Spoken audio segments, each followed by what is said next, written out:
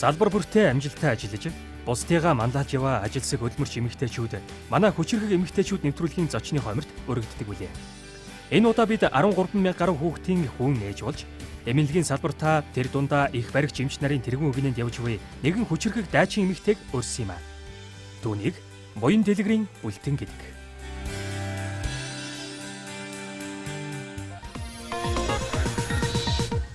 Анх эхлээд л төрөх өрөөнд орж ирээд л ажиллах гэсэн чинь ерөөсөн юу ч мэдэхгүй юм шиг санагдал ерөөсөн.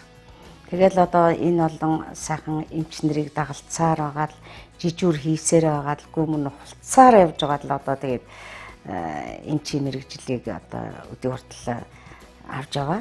Гэхдээ ер нь үл эмч болоод анх удаа бол ер нь тийм практик гэдэг юм юуч байхгүй. Хүн үзэх чинь нэг л халуун хэцүү санагдаад л тэгэл одоо нөгөө хүнээ нэгдүгээр дон шинэ буруу тогтоорчих уу, хоёрдугаарт одоо тэр хүүхд мөхтэй эвтэйхэн авчих юмсан их өр хоёрыг аль болох л одоо тийм эвтэйхэн одоо уулзуулах юмсан гэсэн өсөл мөрөөдлөөр л одоо энэ мэрэгжлийг эзэмшээд тэгээ энэ олон эмч нартай өдөө олон жил ажиллахаар одоо бол яг бас нэг олон жил болчихлоо л доо. Анх эхлээд үл нэр нь төрөх өрөөнд орж ирээд юугаач мэдэхгүй байж хаад манай нэг багш намайг тэгжсэн. Хөөе энэ хүн чи хаанаас ороод ирв? Энд чи юу мэддгийг яадг ингээл. Тэгэл тэрнээс хойш би ер нь өөрийгөө хурцлж эхэлсэн. Одоо ер нь бүх юмыг сурах хэрэгтэй юм байна. Туршлага гэдэг бол асар чухал хэрэгтэй юм байна гэдгийг л одоо мэдэрч явсан үнтэй тэндээс эхлээл. Ер нь эмч болоод бол юу гэж эмч болвоо? Өөр энгийн мэрэгжил эзэмшигчгүй явдаа гэсэн үед бол маш их тохиолддог хүн. Маш хэцүү одоо ганцаараа хэцүү юм дээр тулгч байж лээ. Багш нартайгаа одоо янз бүрийн юм одоо хүнд тохиолдлууд дээрж ажиллаж байсан. Тэгэхээр зэрэг ер нь эмч хүн бол маш хэцүү ажил. Тэгтээ за ялсны дараа нэг баяр байдаг шүү дээ. Тэрэн шиг л одоо ялаад одоо хүний сайхан эдгэрүүлээд ч юм уу хүндээ сайхан тусламж үзүүлчихээ дараа нь бол сайхан үед бол их вэлт. Дээрээ Сүхбаатар аймагт Малчин айлын том охин болж мэндэлсэн. Доороо 9 дүүтэй бөгөөд ээжийнхээ дүүнэрийн төрүүлж байхыг хараад их баригч эмэгтэйчүүдийн эмч болохоор шийджээ. Ингээд 1972 онд Сүхбаатар аймгаас тухайн үеийн ангаахын ухааны их сургуульд илсэн суралцсанаар түүний их баригч эмэгтэйчүүдийн эмч болох гараа эхэлж байжээ.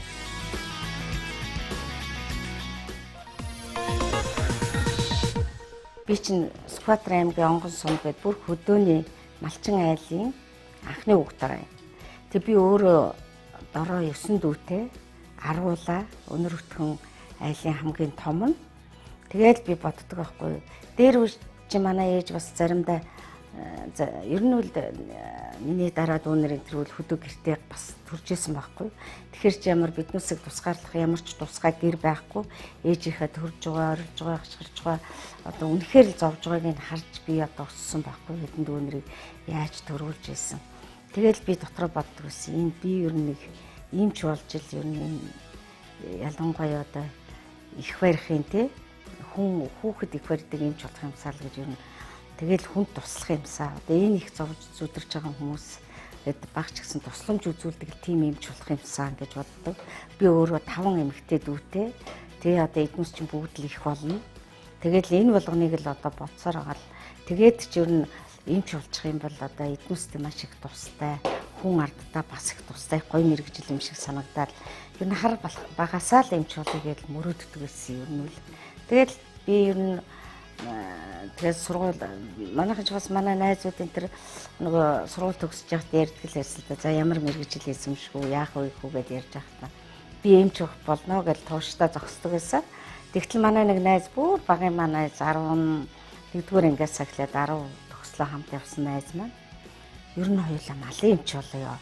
Чи малчин айлын хүүхд юм чинь чамд уламж ойр би ч гэсэн малын эмч болмоор байна. Хоёулаа малын эмч бол. Тэгээ би бас нэг хэсэг хэрэгэлсэн нэр малын эмч болчихвол хөдөө гэрмэртэй ойр. Ирээдүйн амьдрал дээр юм ер сайн бодохчгүй малын эмч болчихвол нэр энэ малтай хонортой айл эмч ер нь зүгээр ч юм уу гэд нэг бодож үтснэ. Тэгээд боцсноо биш юм шиг санагдаад тэгсээр байгаад манай найз малын эмч болоод би хүний эмч болчихсон. Тий. Тэгээд л одоо ер нь энэ олон дүүнер те энэ ижээ аавдаа ингээд нэг тустай тийм л хүн болоё гэж одоо эмчил хүн туслах юм шиг те өвдөж зовж байгаа үед нь ядарч байгаа үед нь эмчил хүн туслах юм шиг санагдал тэр жил одоо мөрөдчихсэн ерөөсөө тэгж байгаа л эмч болсон юм да ер нь. Ингээд 1978 онд их сургуулаа төгсөөд тухайн үеийн 1-р амарч газарт ажилд орсноор түүний ажлын гараа нь эхэлж байжээ.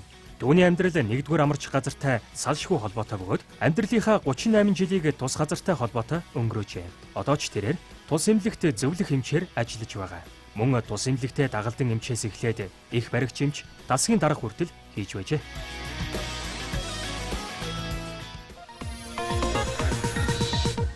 Би чинь 1972 онд Сүхбаатар аймгийн 10 жилийг төгссөн.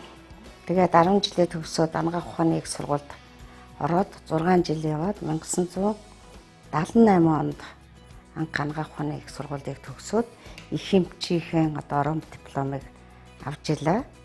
Тэгээд тэндээс шууд одоо клиникийн 1-р амарч газар эмчээр ирсэн. Тэрнээс хойш одоо чинь зүгээр энгийн эмчээс эхлээд дасгийн эрхлэгч зөвлөх эмч яг л энэ мэргэжлэрээ яг л энэ газартаа 38 жил ажиллаж байна. Тэгээд анх эхлээд ирэхэд би нэр үнэхээр л нэг аргагүй л нэг бодгонд үнэрсэн орон дипломтой хүн л ирж байжээ гэдгийг л одооны өндөрлөгөөс хараад бол мэдэрч байна. Яагаад гэвэл ирээд юу ч мэдгүй хүн дотор үзэхдээ гараа сугтаад авчдаг байлаа. Хүн цусаалтахтар айгаад бараг цугтхан шахдаг байлаа. Хүүхэд төрөхөд одоо бараг л их бэрхжээр зүгээр их бэрхж дунд мэргэжлийн их бэрхжээр заалах хүн зөндөл байсан.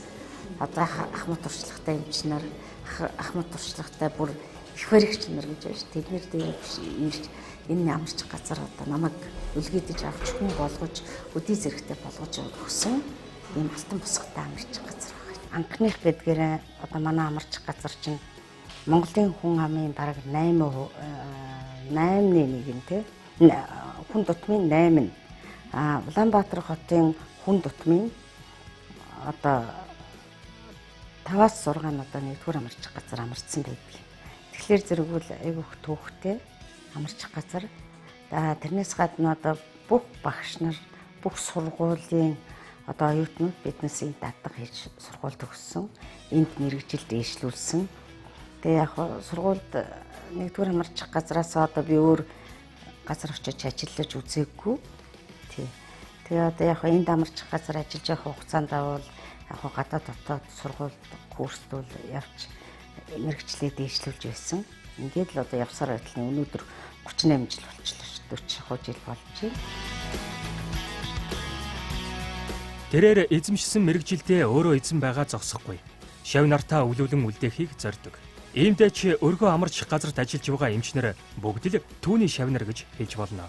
Амьдралын шаардлагаар хүнд хэцүү тохиолдол бүрт тэрээр очиж зөвлөгөө өгч их үрийг эсэм минь дуулзуулахад тусалдаг нь шав нартаа үзүүлж буй хамгийн том туршлага болдог байна.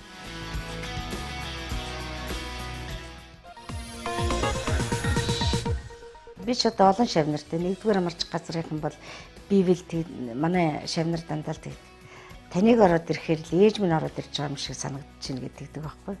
Яагаад гэвэл тэр чинь маш хүндрэлтэй тохиолдлуудад намайг дууддаг. Үнэхээр л одоо гарын ч хөдлөхгүй те сэтгэл нь ч одоо аим шиг тулчихсан ийм тохиолдолд одоо багшаага дуудана шүү. Гайгүй шиг юм дээр бол дуудахгүй шүү. Тийм учраас зөвлөх эмч гэдэг хүн бол бүх юмд л оролцож явдаг юм мэргэжил. Тэгээд 1-р амарч газрын эмчнэр бол ер нь бүгд л одоо миний шавнар. Бүгдээрээ л одоо багшаа намайг нэг багшаа гэдэг бүлтэн эмчээл гэдэг. Тэгээл одоо хүндрэлтэй тохиолдлуудад ороод очингууд л за ямар сайхан бэ та минь хүрээдэрлээ. Ээж минь орж ирж байгаа юм шиг санагдаж байна гэдэл. Тэгээл хамтраад ингээд хүн чинь ингээд нэг түш их тулах хүн ороод ирэнгүүт зориг нь ороод нөгөө юм хумаа одоо хийхдээ ч гэсэн гараа салгахгүй.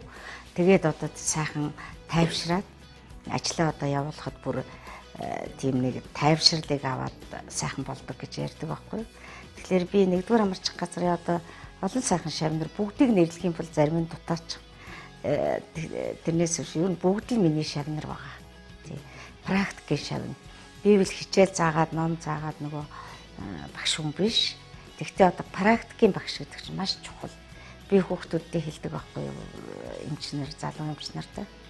Бүлтийн эмч нь өөрөө хөхөөс бусдыг үзлээ шүү.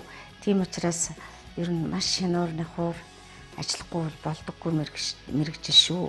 Асар их дуршлаг шаардлагатай шүү. Эхлээд нэг 3 жил болчихгод нь би чадлаа, би чадсан гэд гүйж болдгоо. Нэг л өдөр нэг л юм дээр очиж хөмөрчих гээд байдаг айхтар мэрэгжил шүү. Эмчээс шалтгааллахгүй бас юмнууд их тохиолдол шүү. Ганцхан одоо эмч зүтгээд байна. Болохгүй цаана тэр хүний эрүүл мэндэд ноцтой өөрчлөлтөй байх юм бол эмчээс шалтгааллахгүй ч юм тохиолддог юм шүү гэдгийг би их айгүйх хэлж авдгийг. Тэгэл тэд нар маань хөрхи нэг тохиолдол олонгод эмч танд яг ийм юм тохиолдож ирсэн үг. Хүний чинь бие махбод гэдэг чинь бүгдээрээ л нэг өөр шүү. Бид хоёр байлаа гэхэд нэг нь дарган байх жишээтэй, нэг нь туранхай байх жишээтэй, нэг нь тэжээлийн дор хотолтой байхад, нэг нь бүр хитрхи одоо таргаамж байх юм уу, янз бүрийн дагалдах өвчнүүд ихтэй, зүрх судасны өвчнүүд ихтэй, бусад одоо дагалдах эдэрхтнүүдийн өвчнүүд ч хүртэл төрөхөд асар их нөлөөтэй байдаг байхгүй. Тэгэхээр энэ болгонтой чинь л одоо тулж ижил одоо юм ч болно шүү дээ. Одоо тэрээр 1-р амарч газрын зөвлөх эмчээр ажиллаа зогсохгүй. Таны төлөө бид эмнэлгийг нээгээд одоо 5 дахь жилдээ ажиллаж байна. Энэхүү эмнэлэг нь 50 ортой. Жилдээ 500-аас 600 хүн тус төрөхөд амарчдаг байна. Одоогоор нийт 3000 гаруй их энэ төрөхөд амарчаад байгаа юм аа.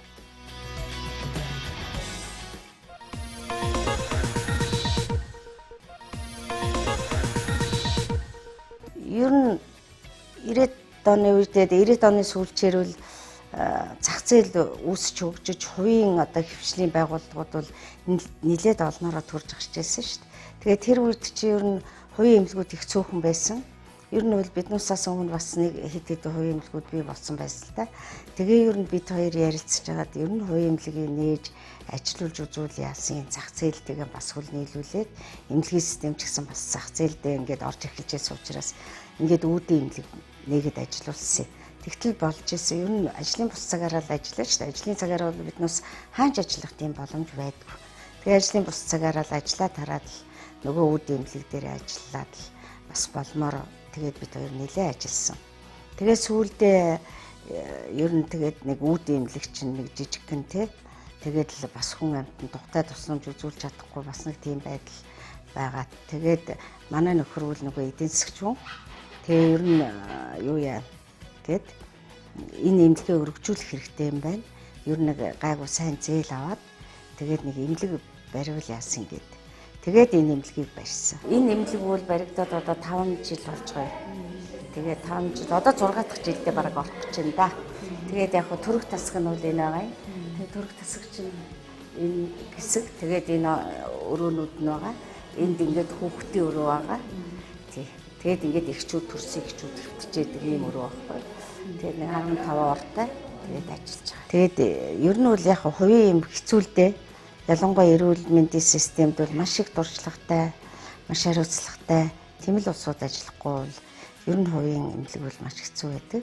Гэхдээ энэ хэцүү байдлыг одоо яг бас даван туулж энэ улсуудтай адил бас мөр зэрэгцээд л явж байна л да.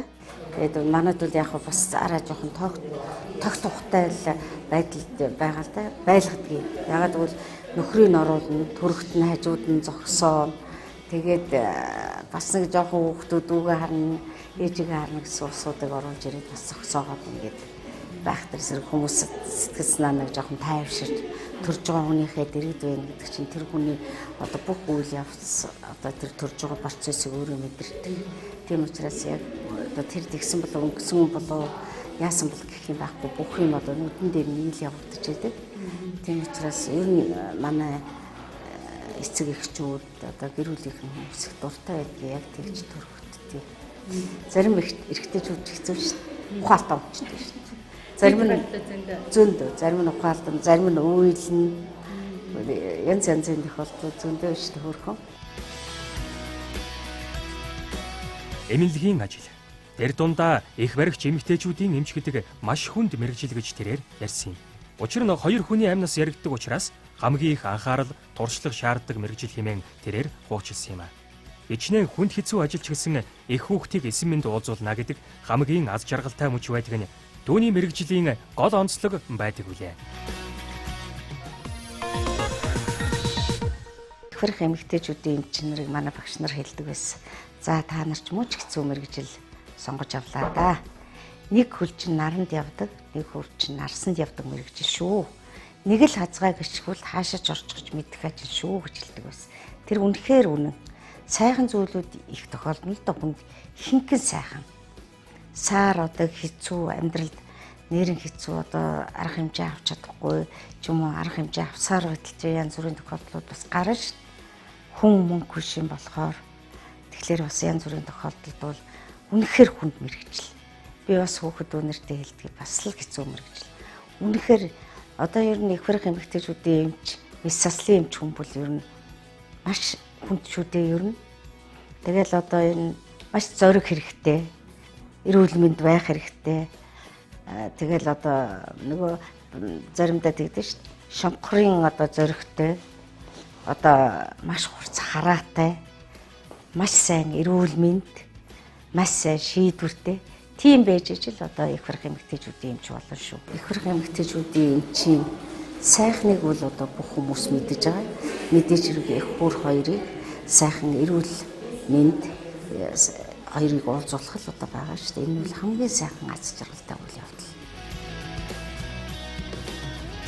Ихвэрх эмэгтэйчүүдийн эмчээр ажиллаад 38 жил болохдоо тэрээр 13,000 орчим хүүхдийн хүн ээж болсон. Энэ хугацаанд 3 ихэр хүүхэд 2 удаа ихвэрж авч байжээ. Харин 2 ихэр хүүхдийнхээ тоог нь бүр алдсан хэмээн хошигнж байлаа. Түүний хамгийн анх ихвэрж авсан хүүхдүүд одоо төрөх насанд хүрч үе үеэрээ төрж байгаа тохиолдол олон байдаг байна. Мөн хүн ээжийн баяраар хамгийн олон хүүхэд дүүн дээр ирдэг нь хамгийн их бахархал төрүүлж байлаа. Би ч өөрөө одоо төгссөн цагаас эхлээд 10 гаруй мянган хүүхдийн хүү ээж болсон байгаа. Тэгээ одоо энэ олон хүүхдүүд одоо эхнийх нь ч одоо би чинь сургууль төгсөөд 30 гаруй бараг 40 жил болж байгаа юм чинь эхнийх нь хүүхдүүд эргээд одоо манай хүүхд тань дээр амарцсан. Манай хүү тань дээр төрж байсан. Одоо хүүгийн маань хүүхэд төрөх гэж гэх юм уу. Ингээд үе залгамжлаад одоо нөгөө төрүүлсэн хүүхдүүдийн маань нөгөө хүүхдүүд маань өсөж том болоод тэдний хүүхдүүд одоо төрж эхэлж байна. Зарим нь бүр ачинч хүртэл төрж байгаа тохиолдол байна. Одоо 40 жил гэдэг чинь ингээд одоо нэг эхнийх нь хүүхдийнх нь хүүхэд болох тэр зэрэг 20-аад насны ихэр чинь бас л болж байгаа. Тэгээд яаж олноор одоо төрж байна. Хүн ээж гэдэг бол айгүй ингээд ач буянтай ээж гэж одоо дээр үеэс их ярьдаг шүү дээ. Зарим газрууд газар ээж гэдэг, зарим нь хүн ээж гэж ярьдаг, зарим нь авсан ээж гэж ярьдаг. Тэгээ би нэг өвөр Монголын нэг хүнтэй уулзаад тэгсэн. Та одоо ийм олон мянган хүүхэд ихвэрж авсан чинь цагаан сараар бол танад ер нь хүн багтдаггүй баха гэтгжсэн. Тэгээ яадаг гэхэлэр нөгөө тэднээс чинь болохоор зэрэг ер нь бол тэгээд цөөхөн байдаг, цөөхөн хүүхд төрүүлдэг, хүн ээж дээр маш их очдгийг бүр хүн ээжээ бүр цээжлүүлдэг юм билээ. Чиний одоо авсан хүү ээж чинь тэр хүн шүү гэх. Ингээд бүр хэлдэг юм байлээ. Тэгээд манайхан бол бас нэг тэхгүй л дээ. Яг ер нь бол энэ та манай хүүхдийг тэгж их хөрж авч яасан тийм юм гэдвэл хүмүүс мэддэггүй. Тэр одоо өвөр монголууд шиг цагаан сараар давхад ирэх нь үл тийм ховрол байдаг л да ер нь үл тий. Тэгээд энэ хүн ээж гэдэл ярьж байна. Зарим одоо айхтар хүндрэлтэй тохиолдлуудад одоо хүүхэд их хөрж авсан ч юм уу тий. Маш их хүн тохиолдолд маш төрж боломжгүй юм тохиолдол үр хүүхэдтэй болсон ч юм уу. Тийм хүн ээжүүд бол одоо ерөөсөө бараг миний нэрээр нэрлсэн хүүхдүүд зөндөө байдаг шүү дээ. Ихэр гэдэг бол айгүй удамшдаг. Одоо саяхан телевизээр гэхэд л 4-8 хүүхэдтэй болчихсон хүн энэ төр байж байгаа шүү дээ. Тэгээ ер нь ихэр хүүхэд хөөрөх шүү дээ. Ихрээрээ төрөх чинь бас зөндөө л байдгийг. Ер нь бас ихэр хүүхэд хүндрэлтэй шүү. Тэр болгон тэгээд нэг сайхан төрчихнө гэж байхгүй. Баярлалаараа гэхэд чинь нэг нь одоо хөлөөрөө төрүүлсэн ч байх шиг, нэг нь одоо бөксөөрөө төрүүлсэн ч байх шиг, нэг нь одоо хоёулаа толгоогоо ингээд нэг ижил төвшөнд ингээд ихэлдээ гарахгүй ч байх шиг ийм тохиолдлууд бол нэлээд байдгийг ер нь. Тэгэхээр зэрэг тэрэнд үл яг ер нь эмнэлгийн зүг эмч хүний зүгээс шинжлэх ухаан хөгжсөн цагт бол арга хэмжээ бол авчих нь л та. Жишээлбэл одоо кейс рүүч төрүүлчих юм уу тийм байна. 3 ихэр хүүхэд бас миний амьдралд бас 2 ч удаа тохиолдож байсан. 3 ихэр хүүхэд авч байсан. Тэгээд нэг нь бол бүр их залуу ихээс 3 ихэр хүүхэд авсан. хөрхийн амьтыг бүр хөдөлж чадахгүй ингэчгээл нэг 3 юм тээж гсэн байгаа юм. Тэр анх ихлээр Солонгост очсон байгаа. Тэгээд нэг ажил хийгээд тэгээ очсон чинь нөгөө найз залуутайгаа очсон чинь нөгөө жирэмсэн. Тэгээ эмчд үзүүлсэн чинь 3 ихэр. Тэгээ солонгосчууд за ер нь чи энд л төрсөн дээр. Яг гэвэл Монголд очивол нэг хүүхдтэй айгуул амьдрахгүй ч байж магадгүй. Манай энд бол баталгаатай штэ гэдээсэн гэж. Тэгээ тэр хөрхий бүр Солонгост байж байхдаа бүр над дээр зорьцсоор байгаад ирсэн. Солонгосчууд тэгж хэлээд байсан гэдэг. Тэр ч бас хэцүү штэ. Хүүхдүүд ч одоо нэг нь том байна, нэг нь жижиг байна, гараад амьдрах байна, амьдрахгүй байна бас осолтой. Тэрийг 100% хэлчих чадахгүй мөртлөө нэгэн зориод ирсэн хүнийг хүлээж аваад тэгээд тэр охиныг 3 хөрх охинтой болсон. Зургууд нь одоо миний юм дээр байж л байгаа. Тэгэхээр ер нь ихрүү хүүхдүүд бас эрсдэлтэй. Буян дэлгэрийн бүлтэн гэх эмэгтэйг танихгүй хүн цөөхөн. Монголын бүхий л хүүхдүүд энэмчийн гар дээр төрж хүн болсон гэхэд хэлцдэхгүй. Жирэмсэн болсон эмэгтэйчүүд болгон бүлтэн эмчтэр очдог нь түүний салбартаа ямар манлайлагч болохыг харуулж байгаа юм.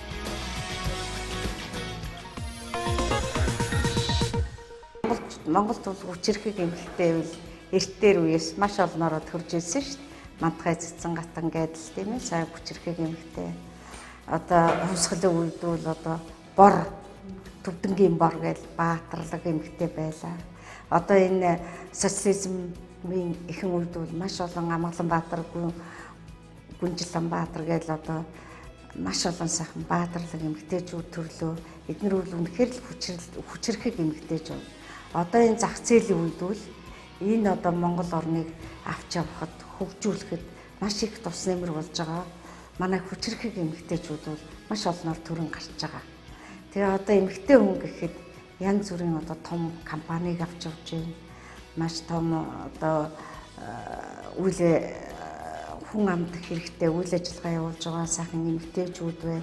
Улсын их хурлын эмэгтэй гишүүд байна. Эдгээр бол дуу хоолойгоо дандаа л Монголынхаа хүн амын төлөө, эрүүл одоо хүмүүсийн төлөө дуурч байдаг. Тэгэхээр эмэгтэй хүн их хүчирхэг одоо байж чаддгийм байна. Монголд бол хүчирхэг эмэгтэй олноороо байна шүү. Энэ шиг одоо эмэгтэй хүн гэж сул дорой байх шаардлага байхгүй. Яаж ч үсэн зүтгэсэнтэй хүрдэг, зорьсон зорилгондоо хүрдэг, үр хүүхдээ сайхан хүмүүжүүлдэг, ар гэрээ сайхан авч явдаг, эр нөхөртэй сайхан хань ижлэн, улс орондоо одоо сайхан хэрэгтэй зүйл бүтээдэг. Энэ бүсгүүчүүд бүгдээрээ л хүчирхэг эмэгтэйчүүдээ л гэж би хэлмээр байна. Бүлтэн эмчийн хувьд 6 дугаар сарын 1 буюу хүүхдийн баяр хамгийн сайхан баяруудынх нь нэг. Эдгээр ажиллаа хийгээ завгүй байдаг ч гэсэн энэ баяраар өөрийнх нь баяр эмшигэл баярлдаг хэмээн ярьж байсан юм. Нөгөө төгөөр нилээдэх ажилтай байдаг гин. Учир нь хүмүүс энэ өдрөл хүүхдээ төрүүлмээр байна гэж сандаргадаг гэж байлаа.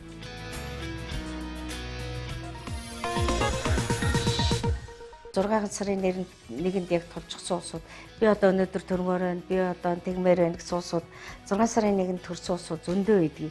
Тэр өдөр биднүүсийн чинь нэг маш их ажлын ачааллын өдөр, маш их баярын өдөр.